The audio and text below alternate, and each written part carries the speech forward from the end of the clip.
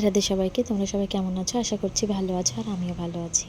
আজকে এই ভিডিওটা তোমাদের সাথে আমি শেয়ার করছি, কারণ আমি অন্য কোনো ক্লিপ নিইনি। এই ভিডিওটা আজকে ফোন ঘাঁটতে ঘাঁটতে পেলাম বলে ভাবলাম তোমাদের সাথে শেয়ারই করি। অনেক দিন পর কিন্তু পুরনো কিছু স্মৃতি যখন মানুষ দেখে, তখন অনেক কিছু ভালো লাগা, কষ্ট, অনেক কিছু বেরিয়ে আসে। তো এই জিনিসটা আমার কাছে খুব স্পেশাল হলেও এই এই যে ব্যক্তি যিনি বসে রয়েছেন আমার সামনে, অ্যাকচুয়ালি যিনি আশীর্বাদ করছেন, ইনি হচ্ছেন গিয়ে আমার শ্বশুরমশাই, মানে আঙ্কেলজি। কারণ আমার নিজের শ্বশুরমশাই তো অনেক আগেই গত হয়েছেন, তো ইনিই ছিলেন যিনি আমাদের দেখাশোনা হোক, গিয়ে পাকা কথা, বিয়ে দিয়ে আনা। আজকে সেই ব্যক্তিটা যদিও আমাদের মাঝখানে নেই, তো এই সবগুলো মানে মনে পড়ছিল ভিডিওটা যখন দেখছিলাম, তো ভাবলাম তোমাদের সাথে শেয়ার করি। অন্য কোনো ক্লিপ নয়, আজকে নয়, এটাই তোমাদের সাথে শেয়ার করি।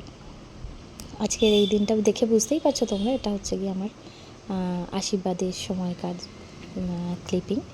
তো এখানে যেহেতু আমি একমাত্র হিন্দিভাষী, মানে মিডিয়েটার বলতে গেলে আমিই ছিলাম, যাকে মোটামুটি সব কিছু বুঝিয়ে দিতে হচ্ছিলো, কারণ অন্য সবাই হিন্দি বুঝলেও বলতে পারতো না, সেই জন্য আমাকেই সব কিছু বলে বলে দিতে হচ্ছিলো।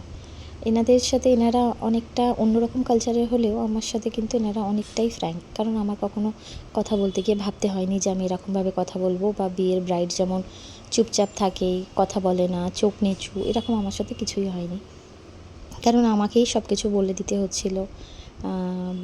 তো সেই জন্য আমাকে অনেকটাই অ্যাক্টিভ থাকতে হয়েছে। আমার বোন তো সাথে করে ছিলই।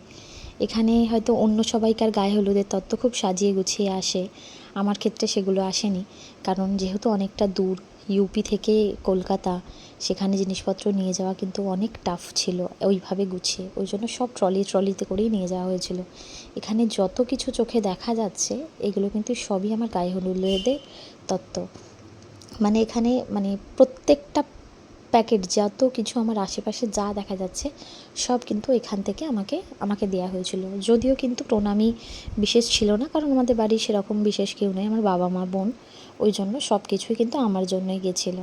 তো এখানে এইসব কথোপকথন কিছু বুঝিয়ে দেওয়া হচ্ছিল, কিছু আমি বলে দিচ্ছিলাম সেগুলো করে, কারণ ওনাদের নিয়মগুলো তো আলাদা আর আমাদের নিয়মগুলো আলাদা। এখানে দেখো আমি হাসতে হাসতেই কথা বলছিলাম, এখানে কিন্তু আমার একদম অকওয়ার্ড লাগছিল না।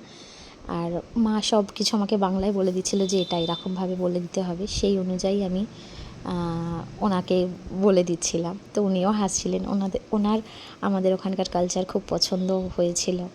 ফিউচারে ওনার অন্যরকম ভাবনাও ছিল যদিও, কিন্তু সে তো এখন নেই, ওই জন্য তার ভাবনাগুলো ওখানেই থেমে গেছে। তো